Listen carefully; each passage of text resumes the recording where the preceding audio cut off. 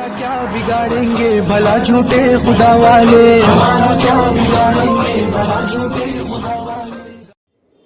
दीन के लिए मेहनत, अगर दीन के लिए मेहनत नहीं की जाएगी, कोशिश नहीं की जाएगी, जिद्दोजहद नहीं की जाएगी, काम नहीं बनेगा। मैं अपने साथियों से कहना चाहता हूं, जमीयत उलमा के जिम्मेदारों से, कारकुनान से अर्ज करना चाहता हूं कि अगर दीन के लिए मेहनत छोड़ दी तो फिर अल्लाह ताला की नुसरत के दरवाजे बंद हो जाएंगे।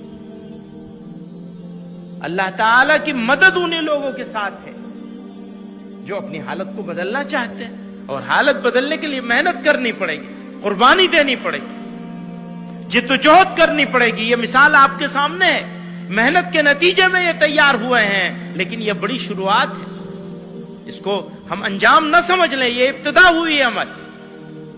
कोई नौजवान, खुसूसन 14 साल से लेकर 25 साल के बीच के, 12 साल से 25 साल के बीच के हमारे बच्चे जो हैं, वो इस इलाके में कोई ऐसा नहीं बचना चाहिए जो कम से कम तीसरे दर्जे तक की तरबियत हासिल न कर ले।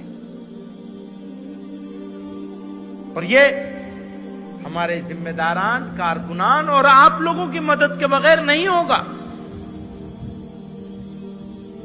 आप लोग मदद करेंगे, इसका इरादा करेंगे। हो सकता है कोई ये आपको समझाने की कोशिश करे कि इस जिस्मानी तरबियत का क्या फायदा है, इससे क्या मिलने वाला है, न इससे पैसा मिलने वाला है, न नौकरी मिलने वाली है। हो सकता है ये भी कोई समझाए।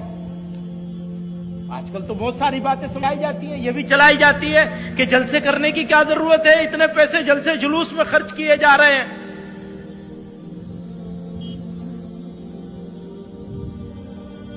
जितने मुंह इतनी बातें,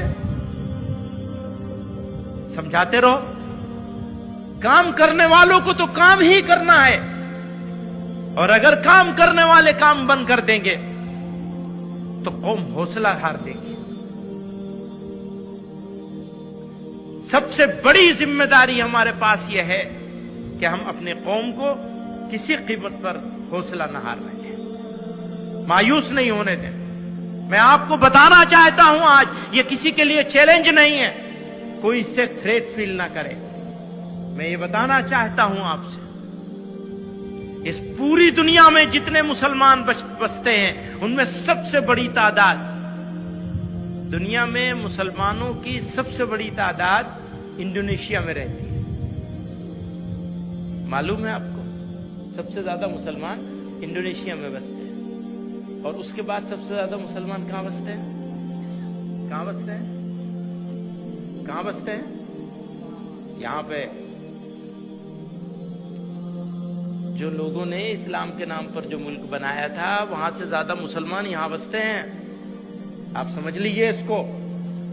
हम कमजोर हालत में नहीं है, लेकिन ये किसी को डराने के लिए नहीं कह रहा हूं मैं कि कमजोर हालत में नहीं है। आपकी हिम्मत और हौसले को बुलंद रखना है। आप इस मुल्क के लिए असेट है, सरमाया है।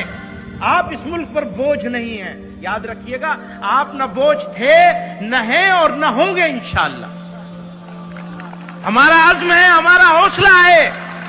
हमने इस मुल्क को बनाया है, संवारा है। वो मुल्क जो छोटे छोटे रजवाड़ों में बटा हुआ था, हमने उसको एक मुल्क, इंडिया, हिंदुस्तान, भारत का नक्शा दिया, हमने दिया। और हम इस पर कोई कंप्रोमाइज करने के लिए तैयार नहीं है। एक इंच किसी को इस मुल्क के साथ गद्दारी करने की इजाजत हरगिज नहीं दी जाएगी। और न इस मुल्क में किसी की सुप्रीमेसी चलेगी, किसी कीमत पर नहीं चलेगी। कोई अगर सुपेरियरिटी कॉम्प्लेक्स में है तो अपना दिमाग दुरुस्त कर ले।